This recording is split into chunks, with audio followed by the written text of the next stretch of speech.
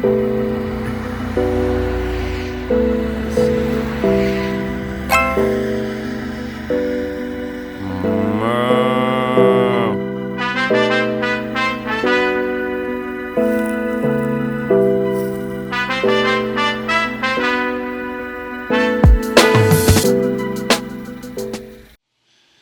everybody, welcome to part 4 of episode 3 on Stool Talk. I appreciate you being here, thank you for your time.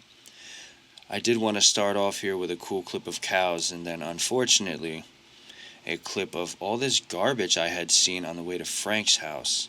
All this garbage was right across the street from a Institute of Ecosystem Research, and it's very interesting to me because it's either somebody who was just trying to send a message or coincidentally just threw a bunch of garbage right across the street from them. But even so, whether it was across the street from them or not, I had to film this because it's just a sad image, and if you have the time, please take the time to actually watch the full episode. If you haven't watched all parts, I would suggest watching parts 1 through 3 first, and then moving on to part 4 so you get a better understanding. But other than that, I hope you enjoy. Thank you for watching, and have a good day.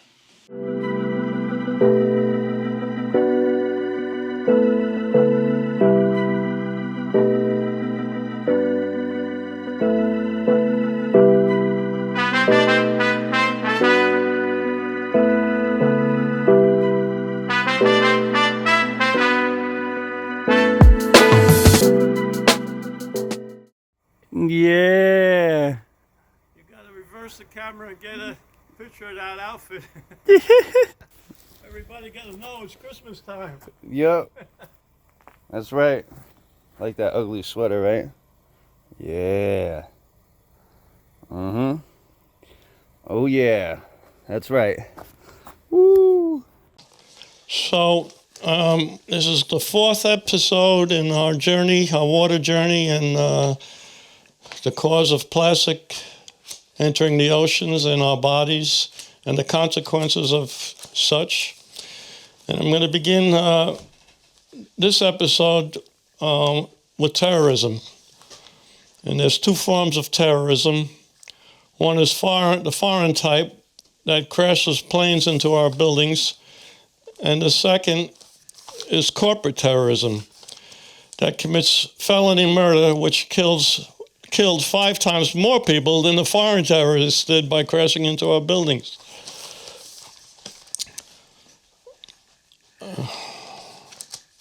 On 9/11, if you remember, we talked about it earlier, building number 7 imploded into an illegal underground Con Edison substation, which had 450,000 gallons of PCB fluid, which caught fire, and ultimately caused over 5,000 deaths. Of course, the government reassured everybody everything was fine and the air was clean and safe. Christy Todd Whitman said there's nothing to worry about. Unfortunately, for over 5,000 people, there was, which is why sometimes the truth is hidden from the public because of corporate power, which is what we were fighting in this 30-year lawsuit. Fighting corporate power is not for sissies. It's a terrible thing. I reported the 9/11 toxins that were under building number 7 and was completely ignored. The Daily News picked up the story after I faxed them the evidence, and the Daily News won a Pulitzer Prize based on the evidence I gave them. Juan Gonzalez, the reporter, got a lot of awards for the information, but unfortunately the corporation prevailed and the information was sort of put on the back burner and people died. Consequently, that's what we're fighting. Corporation that uses the government to win the day. So in my case, many people made a lot of money off on my lawsuit. Nina Lowy was a congresswoman who came to my marina. I explained to her the situation with PCBs in the water and plastic in the water. She started, she petitioned Congress, she was a congresswoman, and got $3 billion for the Long Island Sound study, which she essentially put in her pocket. There was something called the Blaslin, Bronk, and Lee study, which cost the taxpayers $25 million to be told that the sewer system was perfect. Well, my study, which is depicted in one of the volumes of the books, which I'll show you, proved the system wasn't perfect. There was all kinds of legal connections. So it citizens spent $25 million. Somebody pocketed it. And meanwhile, everything wasn't fine. I also had a lot of environmental groups helping me initially, and they got big donations from Con Edison to not be involved with me anymore. I had lawyers, had doctors that were going to testify on my behalf. They were threatened by Con Edison, and they couldn't testify on my behalf. Some doctors would, or some experts like Dr. Arnold Schechner, who worked for SUNY College, who was going to help me in my case and is the Agent Orange expert of the world, which is similar to what we're fighting with PCBs. His college was threatened to be, his funding would be cut off from New York State if he got involved with me. So these are the kind of things that happen when you fight a terrorist corporation. I like to say we have three parents now. Our children have three parents now, a mother and father, and the toxin of some terrorist corporation. And that toxin, unfortunately, has now been found in all of us. We're all a product of PCBs and plastic in the oceans. And the government fought me against Con Edison because Con Edison forms partnerships with government. So, because of the power that they had, they got two governors against me, Pataki and Governor Cuomo, who brought their attorney generals and an army of lawyers against me to defend plastic and PCBs entering our oceans. They spent a fortune, millions of dollars, against me to keep my case from a trial, to protect Con Edison. I got death threats, my taxes doubled, my doctors were blocked from testifying in court, my electricity was turned off, and the courts made bogus law in my litigation. One was the question of standing. It said, after my case went on for about over 10 years, it said I had lost standing to bring the case because I moved off the site, which became a Superfund site, and family members were dying. My animals got cancer, they died. I saw malformed animals. The site was a Superfund site, and I was expected to stay there, not to lose standing to sue. They won on summary judgments on a Daubert motion, which means my experts couldn't testify because they had the capability of persuading the jury in my favor. Well, why would I use experts if they couldn't do that? Well, that's how the law worked to protect this company. Unfortunately, had I been successful, the likelihood of plastic or toxic PCB plastic in the oceans wouldn't be what it is today. It wouldn't be in our systems. We wouldn't have cancer because of it. But unfortunately, my case was blocked from going forward. When you have plastic in you, we were basically the first to identify plastic in the oceans. How it got there, the route of entry. If you follow our earlier videos, you'll see the whole program of how it gets there.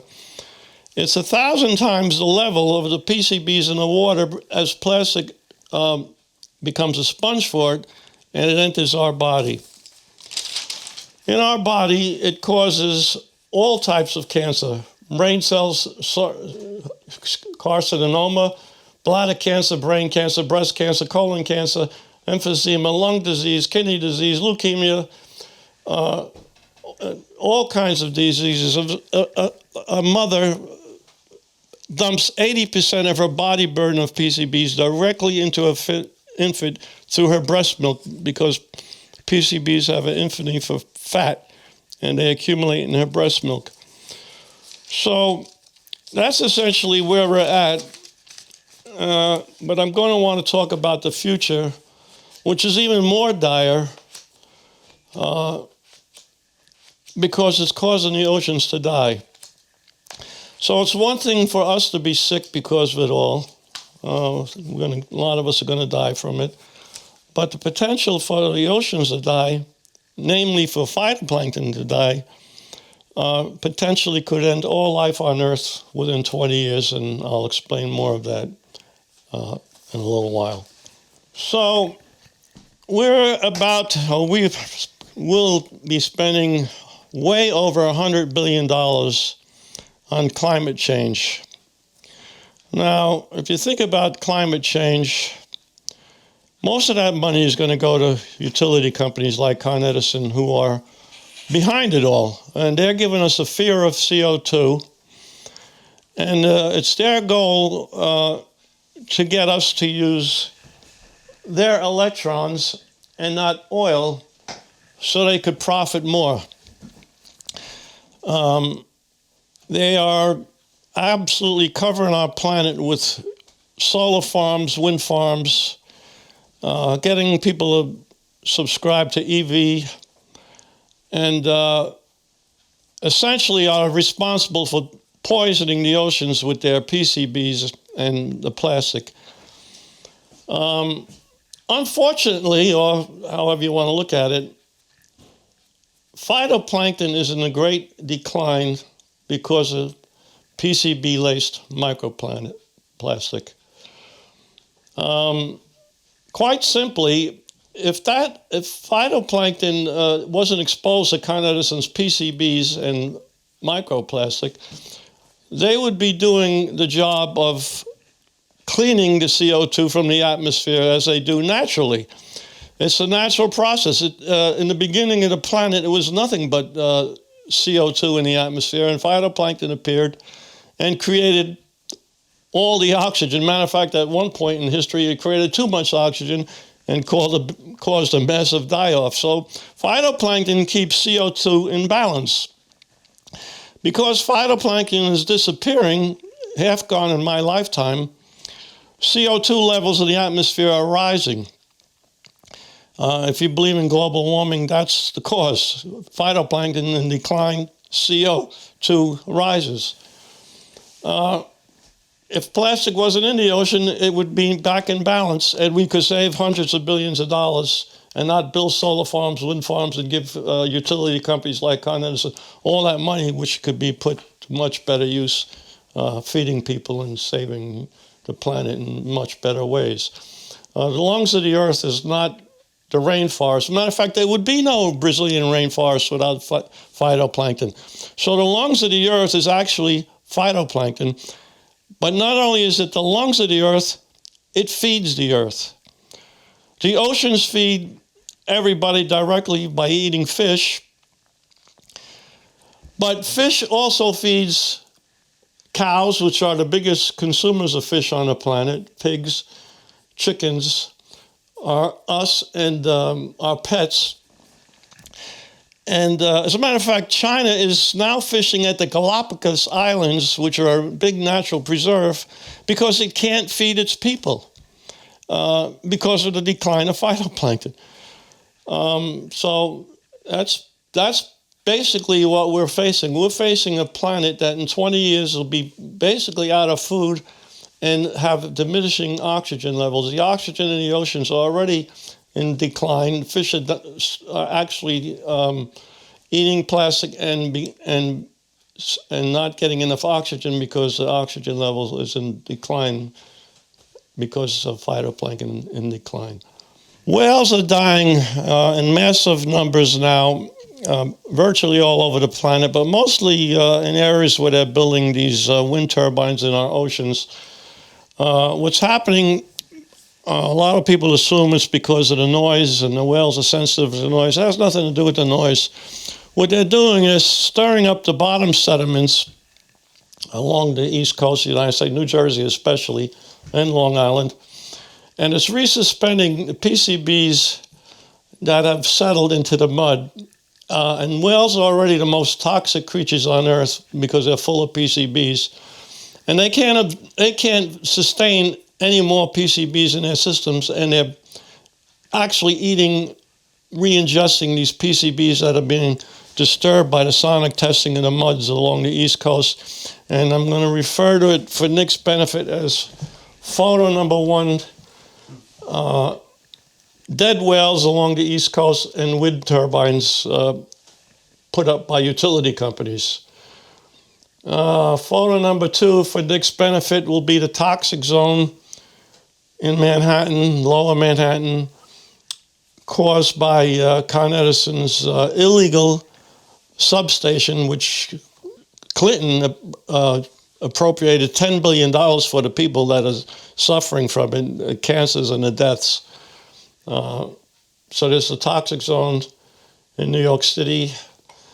The next photo will be 9/11 and the planes crashing into the buildings, which I described building number 7 as having an illegal substation which burned 450,000 gallons of oil.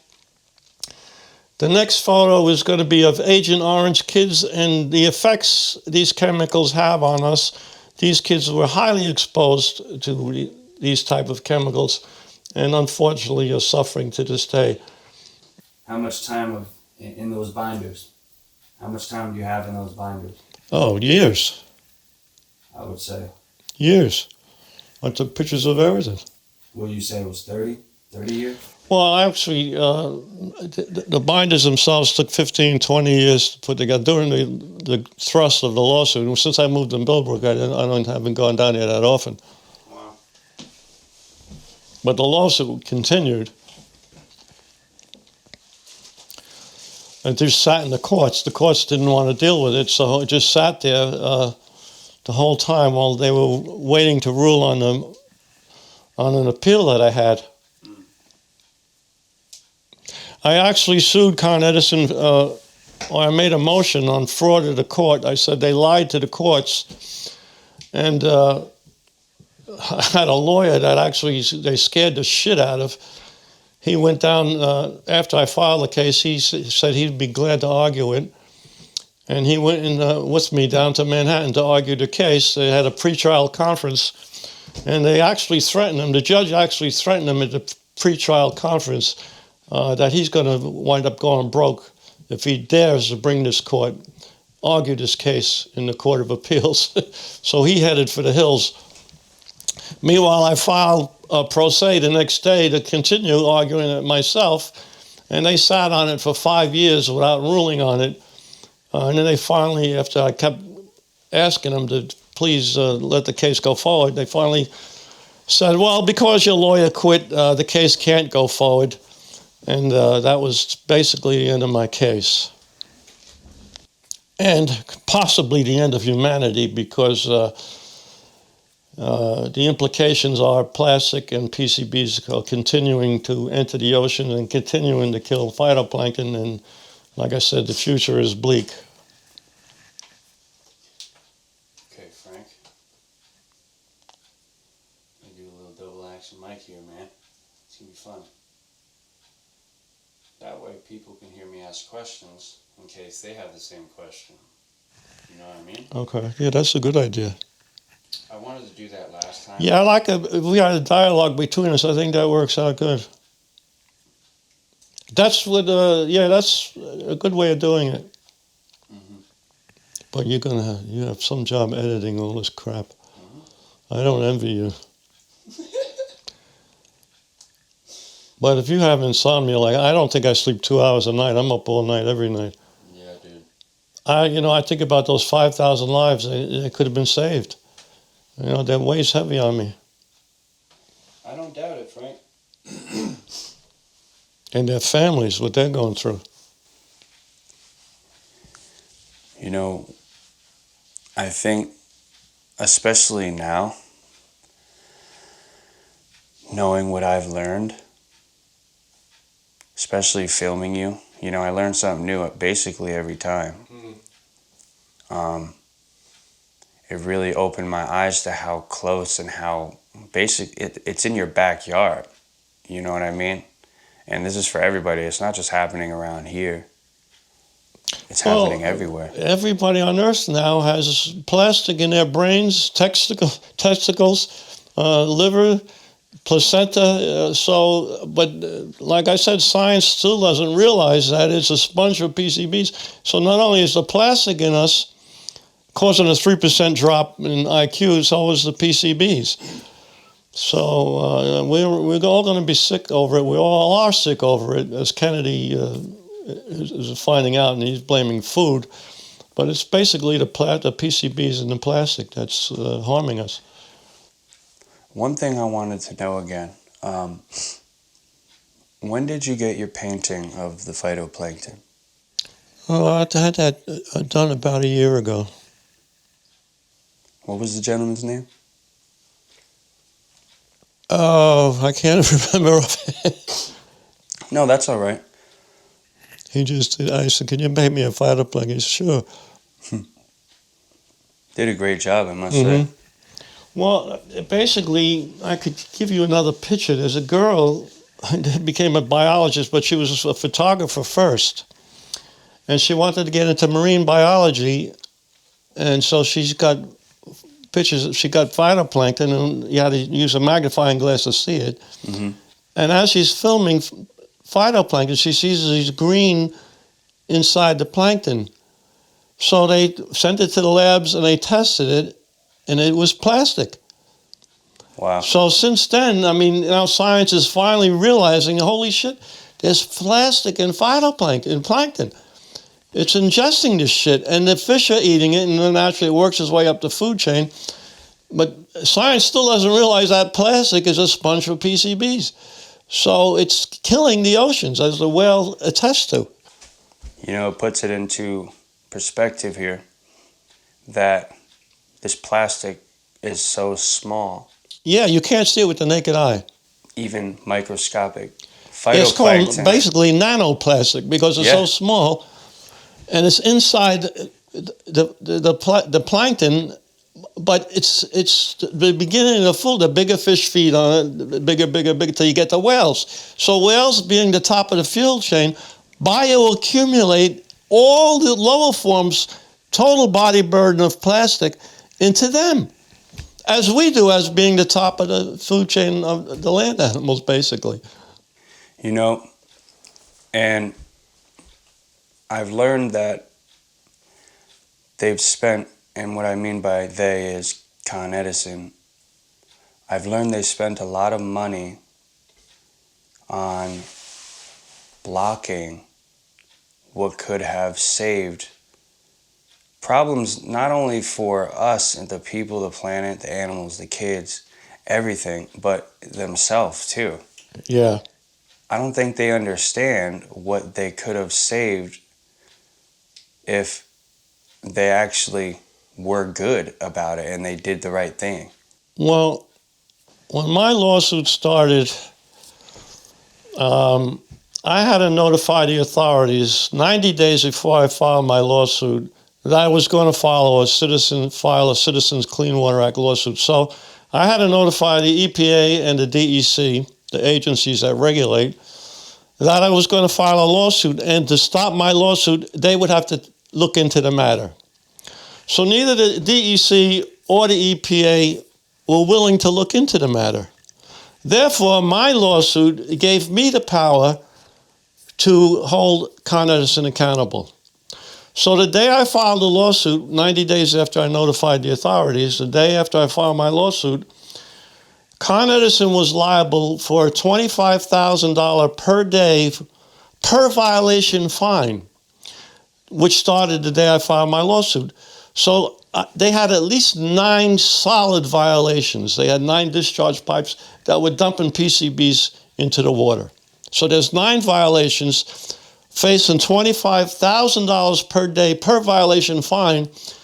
You multiply that by the lawsuit that lasted between 20 and 30 years, depending on what the cutoff date was.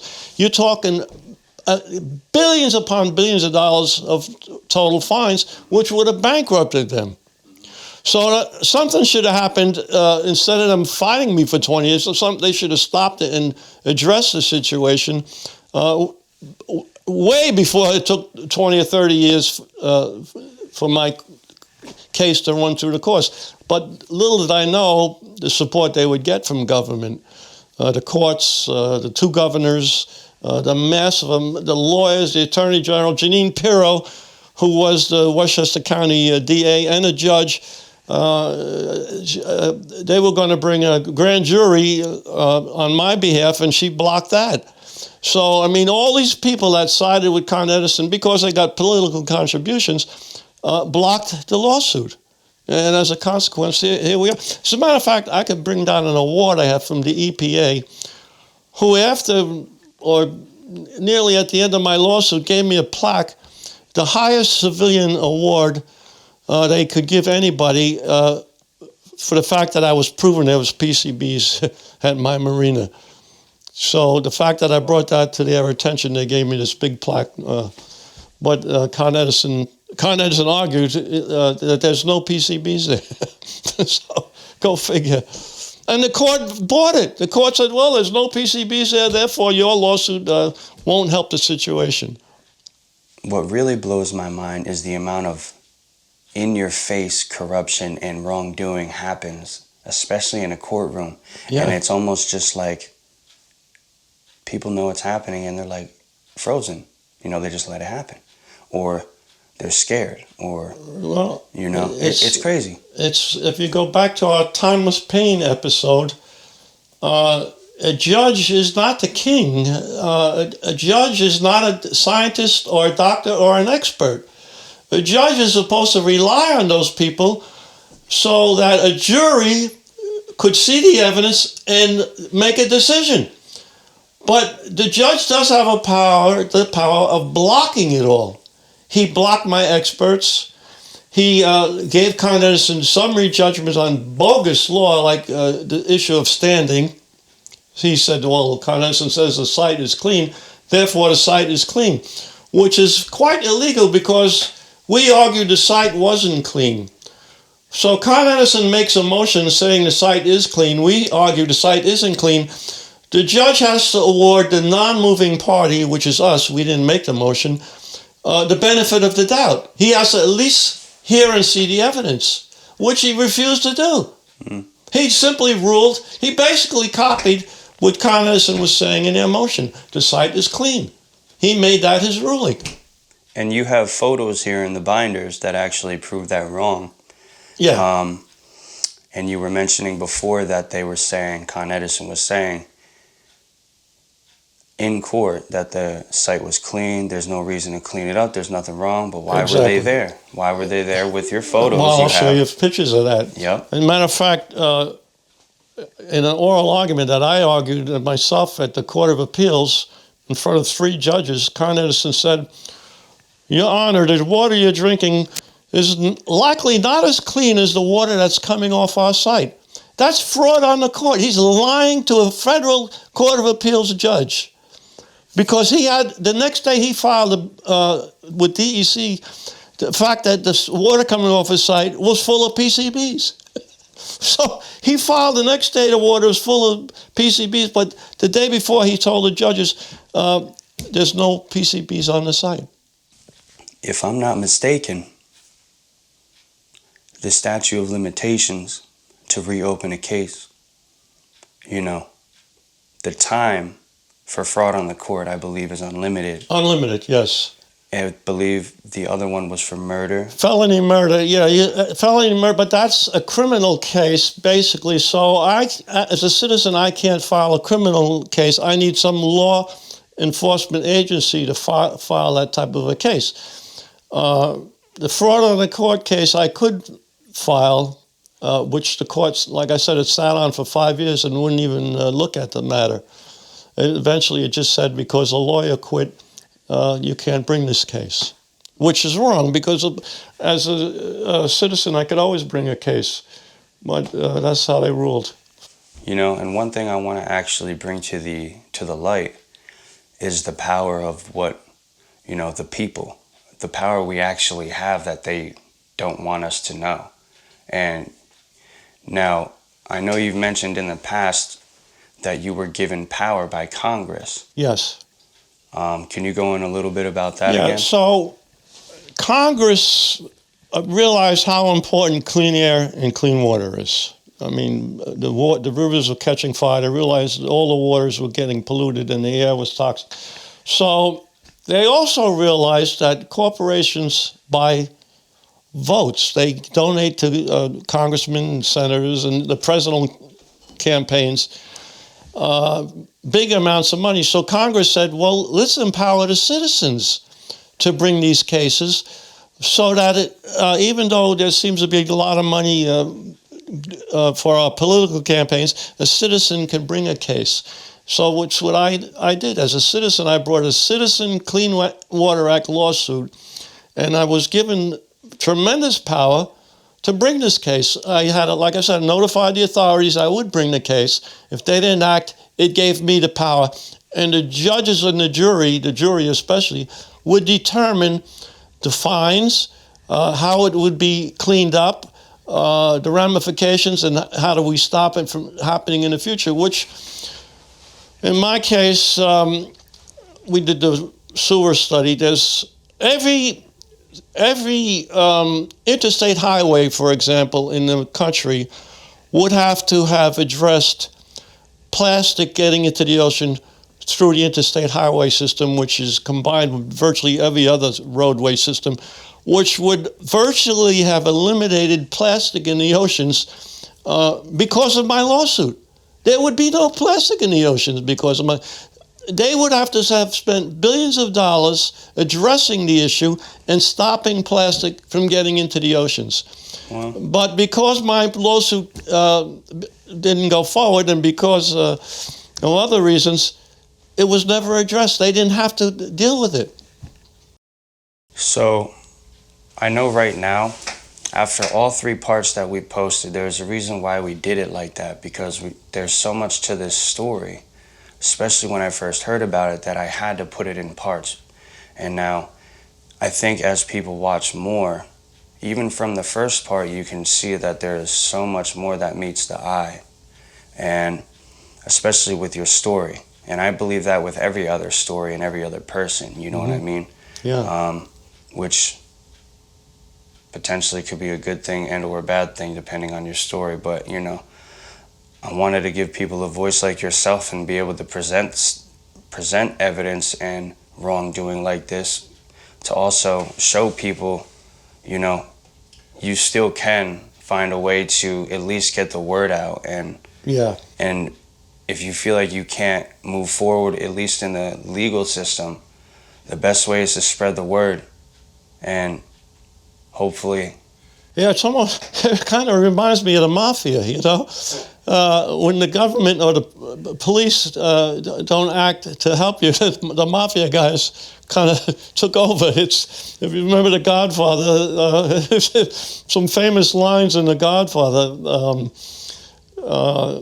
The guy's daughter was raped by a bunch of bad guys, and they were let out of jail, out of court the very same day, and they laughed at the guy. So he went to The Godfather to seek justice. He said, these guys raped my daughter. And The Godfather said, okay, and he took care of it. He got revenge for the guy. And then that's how it basically works. So, I mean, hopefully through your work, and of course you're not going to break people's legs and stuff, but you get the information out there to empower people to deal with the things that are unfortunately left to us to deal with, and when it's the courts and the agencies are supposed to deal with it, and they don't. So people like you and my story get out there and hopefully can make a difference. The good news is phytoplankton could basically reproduce itself quite rapidly.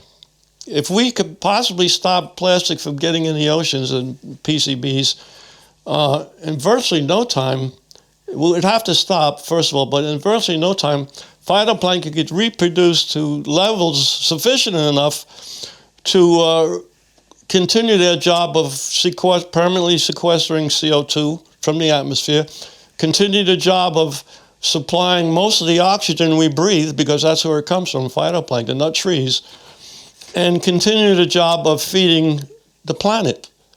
So there is hope if we could address it and stop it from getting into the oceans and give phytoplankton a chance to replenish itself. There may be time to save the planet. If not, there's less than 20 years. We'll all be dead. Every life form on Earth will be dead within 20 years. Oh yeah, I agree. And I myself, I did not know about most of this. Yeah. Until I met you, Frank. Then I started realizing, and then I started hearing more about it. Yeah. Especially when I talk about when we film. And I mean, so many other people were affected by this. Yeah. It's insane in many different ways, not just CEO corruption, but just multiple different people and children being affected by just the water itself, and being exposed to it is scary and sad enough. It's sad enough, yeah. And it's killing people. And like you've mentioned that it's killed 3 people. Yeah, 3 immediate family members, my mother, my father, and my father-in-law, hurt my kids.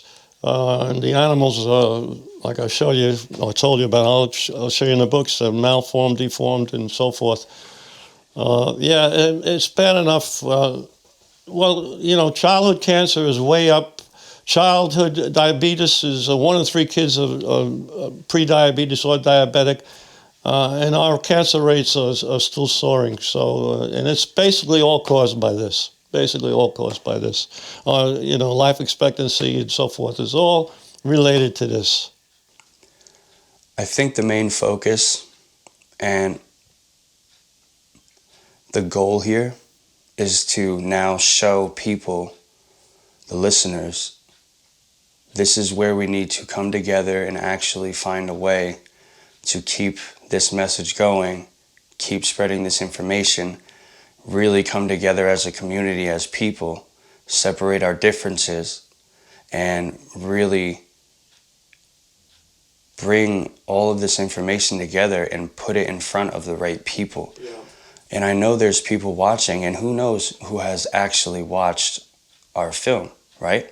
Well, I think you're right. I think you didn't hit the nail on the head. That's the key to it all. Maybe some young lawyer will say, holy shit, I could reopen that case. And if that happens and he reopens the case and the jury rules, well, we have the authority to say you got to stop plastic from getting into the oceans, fix those highways. It'll happen. And we could potentially save the planet. The reason why I have the binders on the bed, okay, we obviously can't go through all of that right now, but I want people to understand that is not all of it, okay? You have so many other different forms of evidence and proof. Mm-hmm. It's actually unbelievable. And we're going to get more into that, I believe, in the next part. And for those wondering how many parts are going to be, you know, in this film, separated.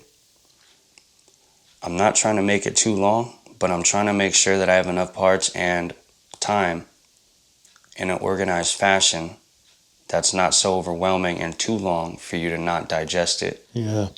That's why I've made it around 38 to 50 minutes. This one might be a little bit longer. Yeah. But that's why I have it separated in parts. And, you know, this is kind of going off the top of the head each time. We don't script this. No, this is right off the cuff. This is exactly how I like it, because it's raw, it's natural. I don't want people to feel like we're doing something different than, you know, what we're trying to represent, and that is to make sure we have full-on 100% raw, truthful, honest videos with information that is real, true, and people can understand it. And we want to make sure that there's justice for it in whatever manner we can get for it, and that's to the utmost extent. And for those of you watching, and you do have the ability, let's say, to do something, and look, we don't talk about donations or none of that, but, I'm explaining that there's many different ways that you can help, not only just by spreading the word, watching us. You simply watching brings the video more into the limelight.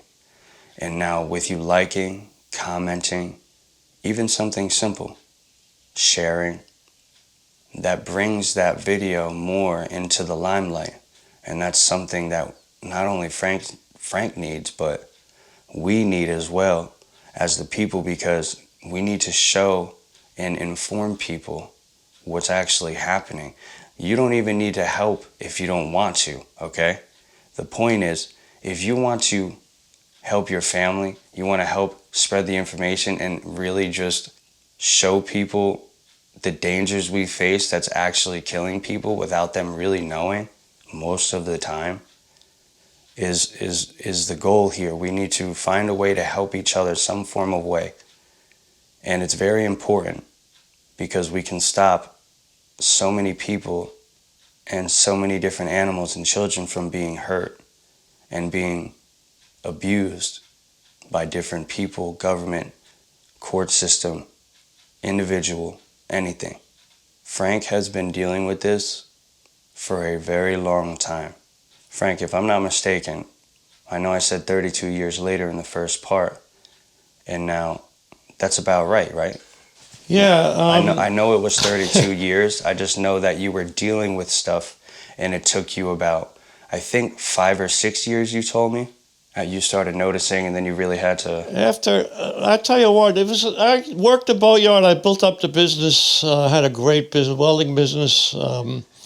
Boatyard was really doing great, making money. After a thunderstorm, maybe the second or third year I was there, is when I first started seeing the plastic. A massive thunderstorm came through, and then came the plastic. So then I began seeing, after the plastic, strange-looking animals. I says, what the hell? I seen fish that didn't look right, dying all over the place. I started finding syringes, hypodermic needles, condoms, tampons, you name it, I started seeing it all over the place. And then I seen an eel with the mouth in the wrong place. And then my dog started getting tumors. Two tumors. One dog got a tumor under his tail, bit her tail off and died. And my beagle got a tumor under his tail. But he didn't bite it off and die. So I began hearing rumors about PCBs. I knew nothing about PCBs. I couldn't look it up on a computer because there was no computer. Had to go to the library. I found a book that mentioned PCBs. I said, wow, this is crazy. There's PCBs? How could it be? And little by little, I met a friend. He came to Miami, brought a boat to my Marina. He says, Frank, I know a lawyer that maybe will look into this matter and help you with your lawsuit. And he did. And we filed these lawsuits based on testing that we did first. He couldn't even believe it. He said, Frank, I'm not bringing a lawsuit until we get some positive testing.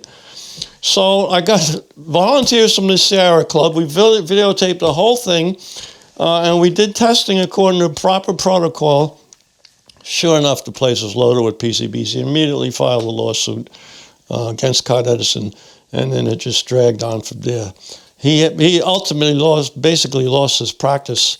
He was my lawyer for maybe 10 years, and they just drove him out of business. It consumed all his whole legal practice was my lawsuit, essentially.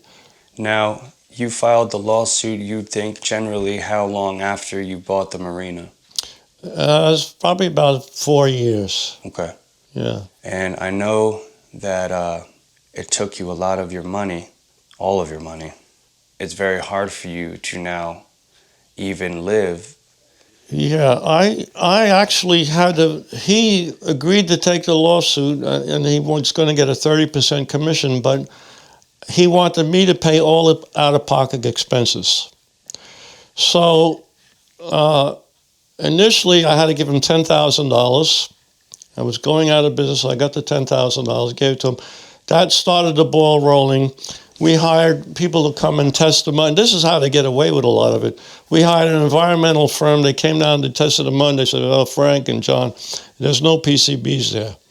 Well, they did borings and they tested down in the soils, and sure enough, there were no PCBs. So through Kennedy, Robert Kennedy, who's now working with Trump, he got us a PCB expert by the name of Dr. Ian Weber, who's a PCB expert of the world.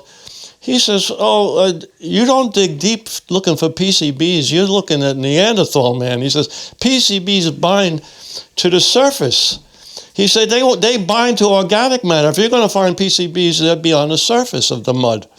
So sure enough, we did, with the Sierra Club, we took 50 samples of the surface muds, and I sent them some plastic, too, that was sitting around the site.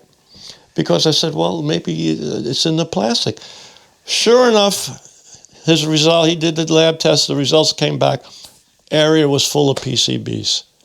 And John filed a lawsuit. But the interesting thing was, the plastic samples I sent him were also full of PCBs, meaning that they bind to the... So 30 years ago, we were the first to realize that plastic and PCBs have an affinity for one another. 30 years ago. Yeah. Think about that. Think about it. Could have ended the whole situation had it gone forward. It's unbelievable. Yeah. And I really want people to understand. I want you, the listener, to understand our motivation here is very genuine, okay? When I met Frank, I promised him I would get his story out, okay? What he's dealing with is not right. And I must remind people, who controls your electric, Frank? Yeah. Well, I don't only spend that $10,000. I spend $100,000 just on photocopying documents and these photographs in these books. And consequently, I wound up spending two houses, my equity in two houses, and including the house I'm living in now, I had to take a reverse. I owned it free and clear at one point in time, but I had to take a reverse mortgage out because of the money I was spending on the lawsuit. But if I live to be 90, I have to move from this house, and I'm not going to be able to pay my taxes in January because I don't have them. My taxes doubled again this year. For some strange reason, I was on the STAR exemption program that funded by the state of New York as a senior citizen, but the city of Millbrook that I live in now took me off that program for some strange reason. Who knows what the reason was? I guess I'm not old anymore. I became young again. I'm not a senior citizen anymore. So they took me off that program and doubled my taxes. Go figure. My utility bills come... all of a sudden, I get a $5,000 utility bill for 1 month. I said, well, how could that be? And who was that utility bill from? Central Hudson. And I wonder who... Yeah. And they've shut my electric off several times, but now they apparently can't shut it off legally because my wife is dependent on it. And so technically, they really can't, but the price is just become exorbitant. It's unbelievable what they can do. Yeah. And if they can't do it, they'll try to find somebody who will. Yeah, I've had death threats. I've had all kinds of death threats and things like that. But this is what they stop you. But, you know, like you said, they have plastic in them too. They have PCB. We all have it in us. But money to them is more important than dying of... Are they going to think they're going to live forever? I don't know what they believe. I became a vegetarian over 20 years ago because I realized by eating meat, I'm eating fish and plastic and PCBs. So one of the reasons, that's not the most important reason, but maybe it is the most important reason why I became a vegetarian, to purge my system from as much of that crap as possible. We've all had biopsies taken from us, and sure enough, we did have PCBs in our systems, as does everybody. As does everybody. You can't avoid it now. You can limit it by being careful what you eat, but you can't avoid it. It's in every living thing on the planet right now. It really is crazy. It's insane. Now, for everybody watching, I really want you to digest all of this as it goes and really put yourself in Frank's shoes. For the last 30 plus years, he's been holding this information in and trying to spread the information as much as possible with any tool, social media platform, anything he can.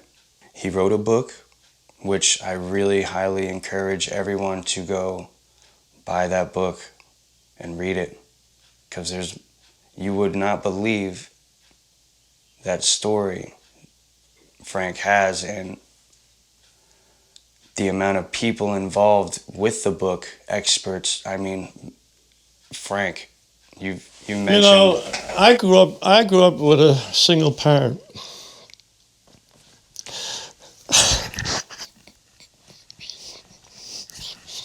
It's okay, Frank. Take your time, man. Essentially, my mother raised me. My father came home from World War II. He served on a battleship in Wisconsin. And I was born after World War II. But my mother said he was a changed man. The war really messed him up. So they split up. And she worked hard to support me. Well, I got to Marina. And guess what? For those year or two, they got back together to help me. My father did what he could to make amends for not supporting me. And he worked his ass off as an 80-year-old man building docks. And him and his brother, who also was a veteran in the war, who also, him and my father as youngsters worked for their father cutting trees with handsaws, climbing and cutting trees throughout Westchester County.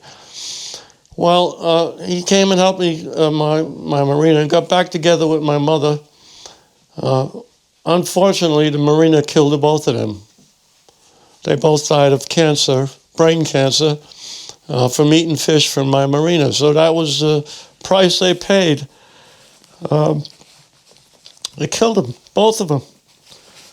As a consequence of, and one of the reasons why I fight on the way I do.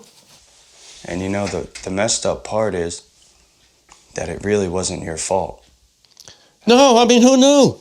The fishermen would go out, they would use eels as bait.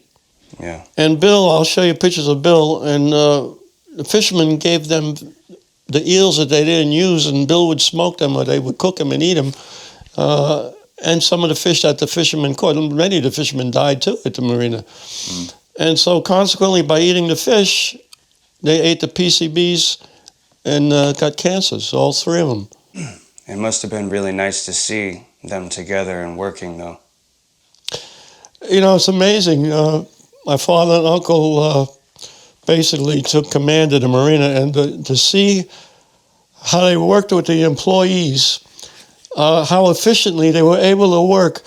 They called for the supplies to be brought in at a certain place, and they would work almost like a conveyor belt. I would be walking down and back and forth to the docks, and no, don't make so many trips to the dock. Have the materials down there. They knew how to work. I mean, the old timers, it was just amazing to see how they could get things done efficiently, you know, and how the progress we made in a year or two at the Marina to build it up. They put all new docks in.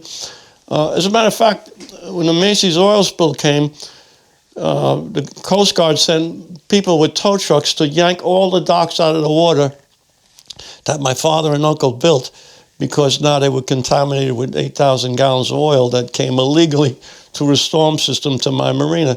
And I had to watch them rip the docks out of the water that my father built and my uncle and we all built to build a marina. Now we're not sitting on land and deemed toxic waste.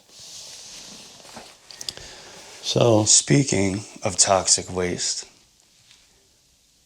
the binders there, if I'm not mistaken, do you have photos of when you were following them when they were saying that they were going to dump it over where they were supposed to dump everything? I believe it was in Virginia. yeah, I actually, Con Edison actually came with dumpsters and trucks and men with white suits and plastic, and they actually vacuumed the mud out of areas of my marina, what they called hot spots, and put it in the back of roll-off containers, covered it all with plastic, and they put the placards on the trucks by, they were witnessed by DEC. Everything had to be copacetic, loaded on the trucks, covered with plastic, and the trucks were supposed to go to Virginia to incinerate it all. And I'm watching them do all this. Isn't it funny? They're arguing in court that there's no PCBs here, yet they have to load it onto these roll-offs, cover it with plastic, men with the plastic suits and so forth, and take it to Virginia to be incinerated. One day I said, I'm going to follow these trucks and see if they're going to Virginia to incinerate it. Well, guess what? I live in this house here because I followed the trucks, and they didn't go to Virginia. They came to Dutchess County and dumped the shit, and that's how I stumbled on this house, because I followed the trucks up here, and they brought it to Ulster County and dumped it, and I followed the truck, and I have the videos of it all. And I have them hidden and protected because someday if they get to me and destroy my life or kill me, these videos will still be available to prove that they dump their toxic waste all over the place, not to pay the expense of bringing it to Virginia and incinerating it properly. And a judge that ruled in my case, I mean, I got kicked out of New Rochelle, and I argued to a judge, please, I got 2 kids in school, I have no place to go. He said, son, you got 3 days to get out of here. So I had to get out of New Rochelle in 3 days. Later on, I found out that that particular judge was the construction company that was supposedly taking the PCBs to Virginia for Con Edison, who was actually bringing it up this way to be dumped as clean fill. So that's why one of the judges had it in for me. So there's like popular stories around here too with like GE, General Electric, I believe. Yep. I think it was called Napoli or Napora. I will fact check myself, but that was, I believe, a drug company, and they were, not only that, there was a Ford plant. Yeah, well, GE made the whole Hudson River a Superfund site, because they dumped PCBs in Troy, which washed all the way down to the New York Bight, and because of the people, enough people were so set against the PCBs, namely Clearwater, the Hudson River Clearwater sailboat group, through public meetings, got GE to spend $7 billion to clean up the PCBs in the Hudson River. Consequently, they didn't do a good enough job, and they're going to wind up spending even more money to clean up PCBs in the Hudson River. But nobody's ever helped me or done anything. I mean, I've tried to get people to address the problem in Long Island Sound, but they seem to capitalize on the problem rather than doing anything about it. You know, I think what we can do, and what I truly think should happen, and I'm not saying it's that easy, but it kind of is, knowing from at least what I've learned in life,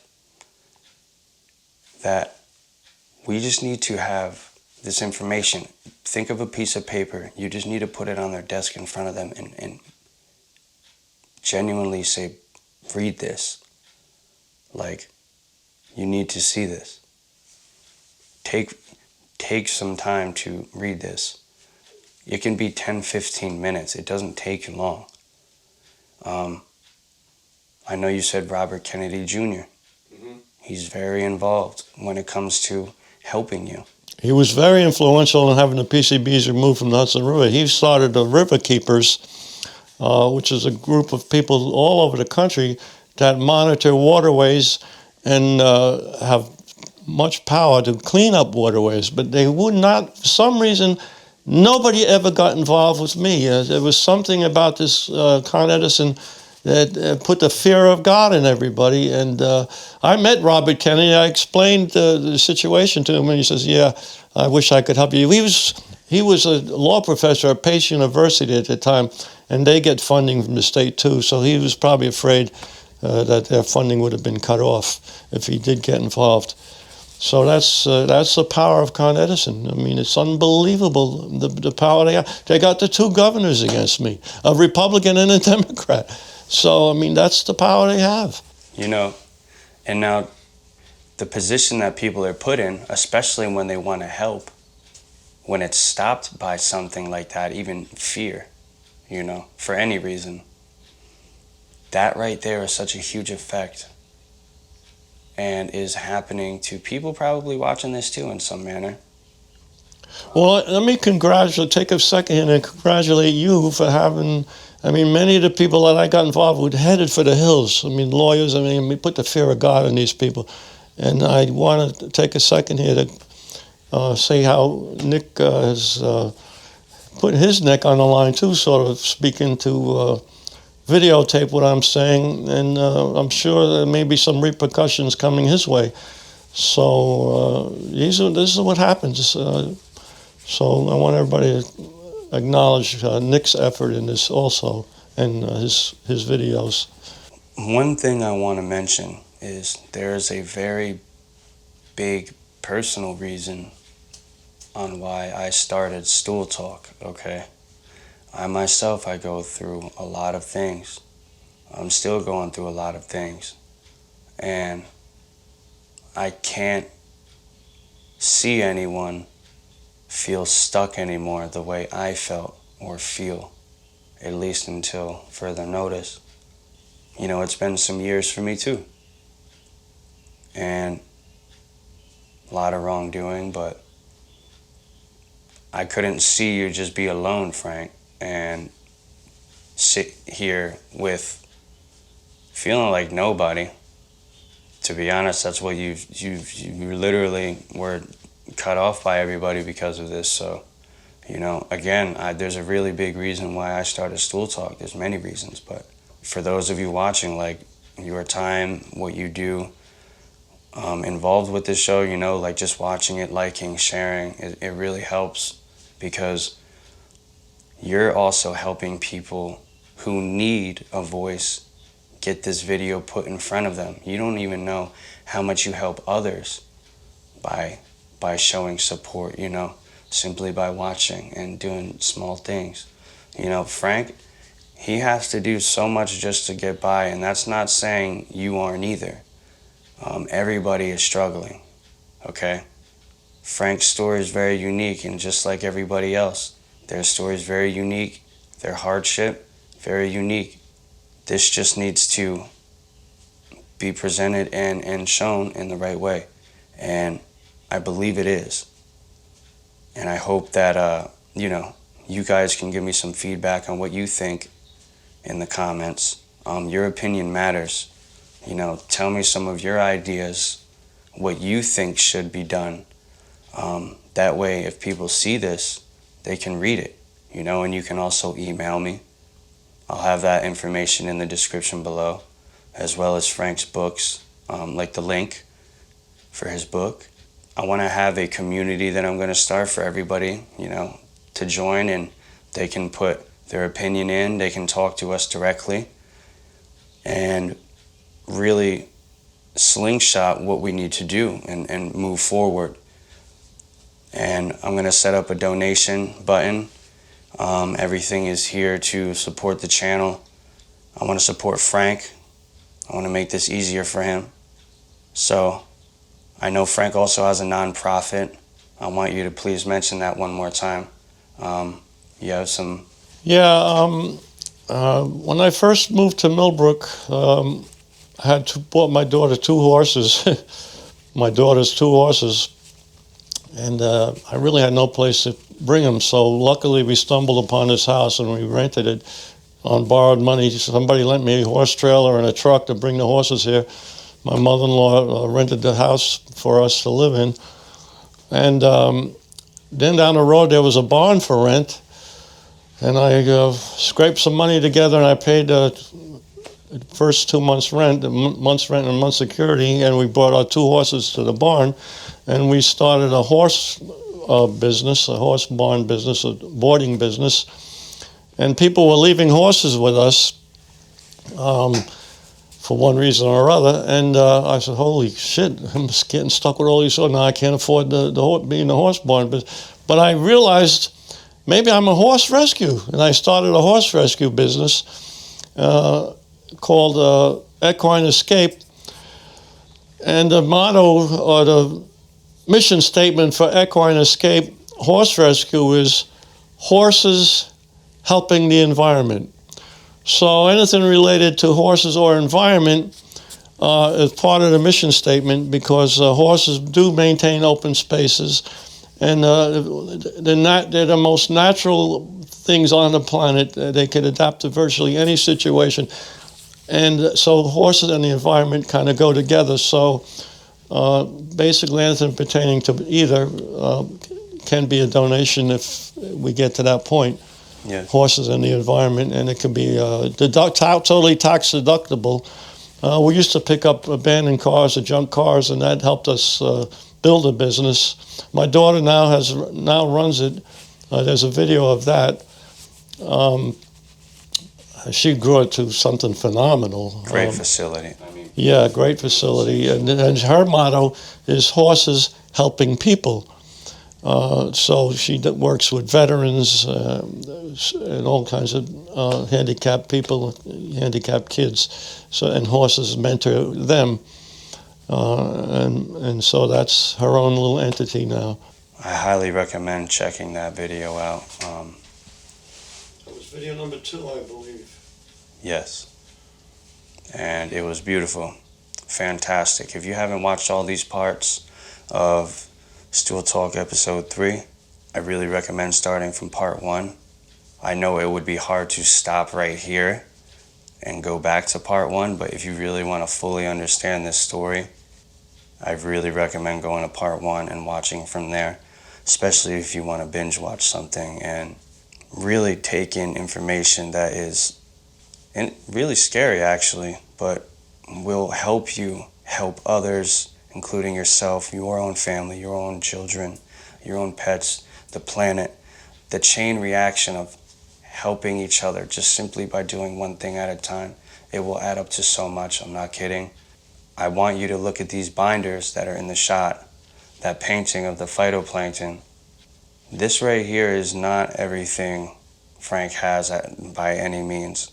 But the photos we're going to get into another time. We're only going to get into a little bit of photos, probably show some examples. For you to understand for the next part, we're going to really get into the meat and potatoes and really show you more photos, more videos. I'm going to try to get a TV, a monitor for us to have set up, and you can watch the films that Frank has over the years that he has collected on his own dime, okay? His own dime, his family's dime. I mean, yeah, I hate it. I'd be down the barn with the horses when I was in New Rochelle, and they had a public telephone at the barn, and somebody would say, Frank, there's a call for you on the phone, and I'd pick it up, and it would be my lawyer. Frank, I need $10,000. I say, what? I don't care how you get it. Rob a bank, do whatever you got to do, but you want to continue with your lawsuit? Get me $10,000. And I can't tell you how many of those phone calls I got. And I pulled my hair out and get the money for them to continue with the lawsuit, because I had to pay experts. I had to pay for depositions. I was paying $1,500 a day for depositions to depose people, for the stenographer and the printer. Back in the day. That's and ridiculous. you know what? They deposed me. I was never home because they deposed me endlessly. I was by the state. The city, the attorney for the city of New Rochelle thanked my lawyer for bringing the case. He said, I put 2 kids through college on what the city is paying me to defend this case. So that they all profited on my case. I mean, Nina Lowy made $3 billion on my case. It's just how it all worked out, how it played out. Now, one thing I must mention, which if you pay attention to the first episode, I believe it was, you'll see a comment that mentioned PCBs, an explosion, I think, at New Paltz. Yeah. This is for the younger generation, okay? Yeah. For the people listening right now, if you know of New Paltz University, I think it is. Yeah. Great school, let me tell you. I mean, fantastic school. SUNY, I think is the name of the school. Yeah, and I'll fact check myself. I'll have information below. But fantastic school, everything hidden below. Yeah. I had a student by the name of Eric, I forget his last name, and he brought me all kinds of documents. There was an illegal substation under the school that blew up. And of course I said everything is clean, and he got studies and so forth and results and brought me all kinds of documents that it was a PCB transformer that was illegal and caused a lot of the kids to be impacted. There was a building in Birmingham that had a PCB transformer, and this is why the rule actually came out, under the building that caught fire, and it took $1 billion to clean the building thoroughly of the PCB residue, and they had to shut the building down for years while they scrubbed it, every inch of it, to get the PCB's dust out of the building. Inside and out. Inside and out. So, I mean, that's how serious these chemicals are. I mean, here's the thing. I've worked with experts. Dr. Battery was one of the doctors in my lawsuit, and she studied PCBs, and she explained it like this. It's an insult to the cells. She says, if you do this long enough, you'll get cancer. And that's what the PCBs do to you. They don't kill your cells. She said a dead cell is a good thing, but they tend to modify your cells. So when they reproduce, they don't reproduce in perfect form. They reproduce malformed. There's a little imperfection in this, and which is the recipe for cancer and disease. Literally how cancer is. Yeah, it's literally the recipe for disease. The modified cell that isn't a dead cell is a modified cell.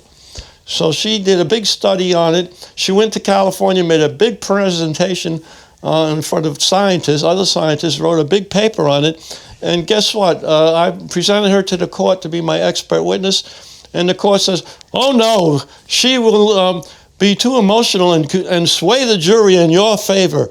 So she wasn't allowed to testify in my lawsuit. And what she did, she tested pharmaceuticals to see at what dose they become toxic. That's what she did for a living. She said there's nothing more toxic than what she was finding in my mud. It's toxic in parts per billion. She says it's the most toxic substance she ever came across. And the court wouldn't let her testify to that effect. And that's because they would be at a disadvantage. You know how much money, based off what I heard, they spent so much money on blocking you, Frank. Yeah. I mean, think about it. Okay, let's say someone from Con Edison's watching right now, right? Yeah. Let's say anybody who would be, in a sense, negatively affected by your information, right? Mm-hmm. If you're watching this, okay, this is not to hurt you. This is not to hurt anybody. This is to fix and also stop problems from coming at your door. Okay, that's what would happen as well if we actually did something about it.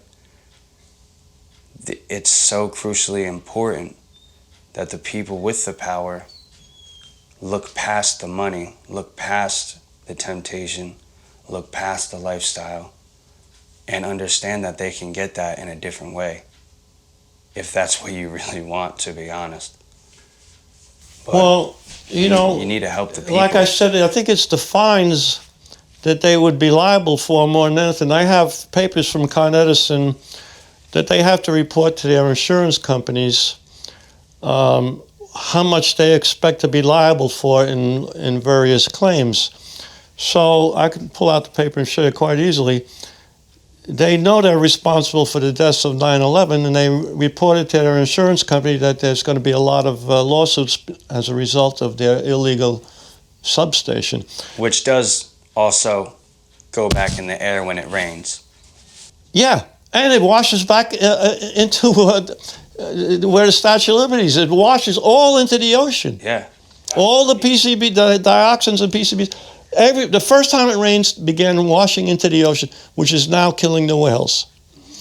So then they mentioned my lawsuit, and they said, yeah, the Mancuso's property is contaminated with PCBs, and we may be liable to the insurance companies may be liable for. So they're admitting everything except to the court. They just lying to the courts, telling the courts everything is fine and pristine. The water you're drinking is not as clean as the water on our property. I think now what we should do is recap on what people should do, the people, us, together. Again, the binders you see on the screen with the book, Evolution of Pollution, written by Frank Mancuso. Remember the name. Many people know him. I mean, Frank. Everybody who's watching, if they do one simple thing, if they like it, if they simply share it just because it will help the people learn. People need to learn about this, because if, let's say yourself who's watching, right, are going through something medical, and no matter what it is, I don't want to see anything bad to happen to anybody. And another reason why I'm pushing for this to be shared is because you could also save yourself and other people time from looking all over different doctors, different things that are taking your money, your time away. You could potentially put yourself in a further ahead spot. You could be putting yourself in front of the right doctors who really could show you what's causing these underlying conditions. Because the microplastics that are inside of our body, you can look it up right now. It's coming out more than ever on the news, all over the world, everything. Yeah. What is happening? There was a 2024 study that was mentioned. There was 5 grams of plastic in the brain. 0.5, I thought it was 5 grams. I will double check that again. That's a lot, okay, of plastic that is not dissolving or going away, okay? It's nanoplastic, it's killing you. And that's just not in our brain, it's in our whole entire body. Yeah, and that plastic has PCBs in it. It's the vehicle for PCBs Yes. getting in us. It falls as rain, it's in our food. You know, ironically, like I said at the beginning, we're going to spend as a country, as the United States, $100 billion trying to manage CO2. 100 billion. You know what that 100 billion could do for society? If we spent a slight fraction of that, we could fix the phytoplankton problem, and that would handle the problem for free. It would absolutely put our atmosphere back in equilibrium, and the CO2 levels and the oxygen levels will be back in where they're supposed to be. Instead of giving $100 billion to utilities like Con Edison, who wants us to use their electrons and not oil, and they're building all this crap all over the world. Do you remember the example we thought of when it comes to how PCBs stick to plastic? Do you remember? It was about the balloon. Yeah. And how your hair sticks to it. Well, we got the wand right there. Maybe you want to show me the wand. Okay, we're gonna get this fantastic. Yeah, we dusted a little bit before we filmed with a plastic wand that took some cobwebs and dust up, so when the video would be a little more palatable. But you could see the plastic of the wand is a magnet for the dust. You know, when you rub a balloon on you, it sticks to you. Well, it's the same process, but it does the same thing with PCBs. It attracts the PCB, so you're getting 1,000 times the level of PCBs that are in the ocean on this piece of plastic that is winding up in you. So, I mean, that's the whole vehicle for the plastic getting in us and causing all these issues.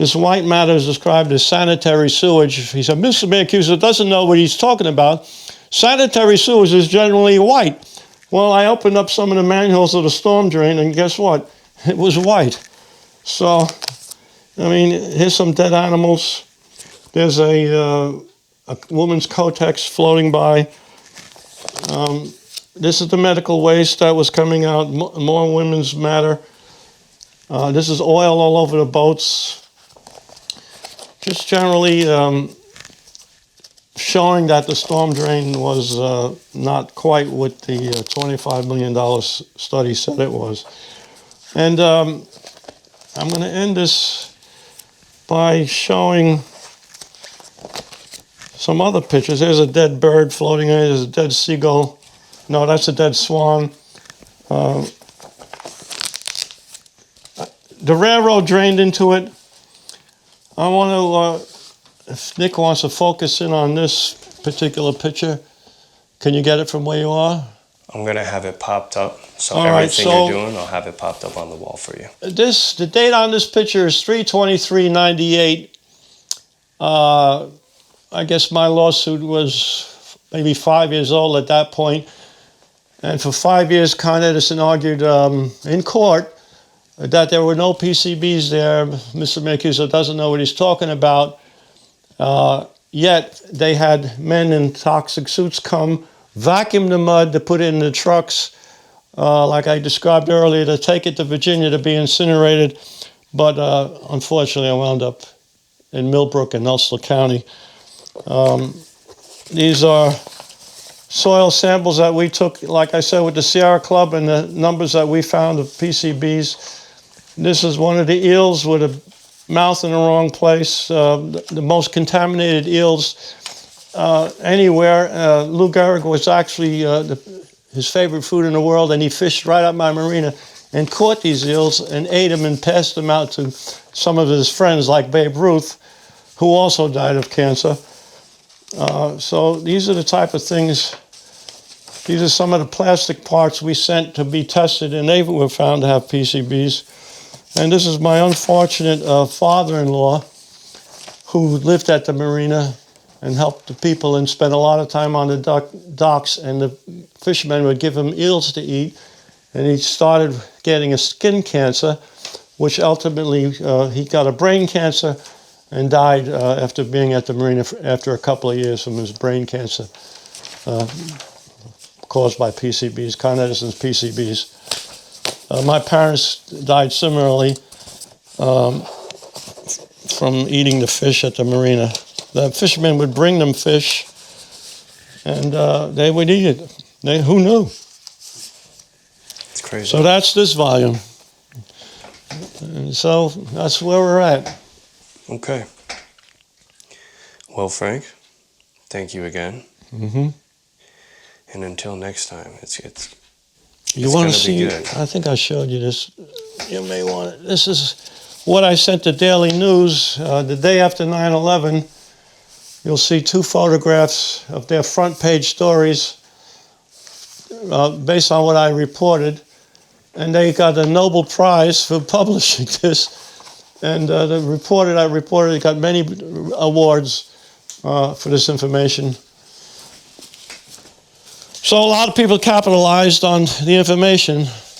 Hi there. Hi. Sorry. Came just in time. We're wrapping up. Yeah. So How have you been?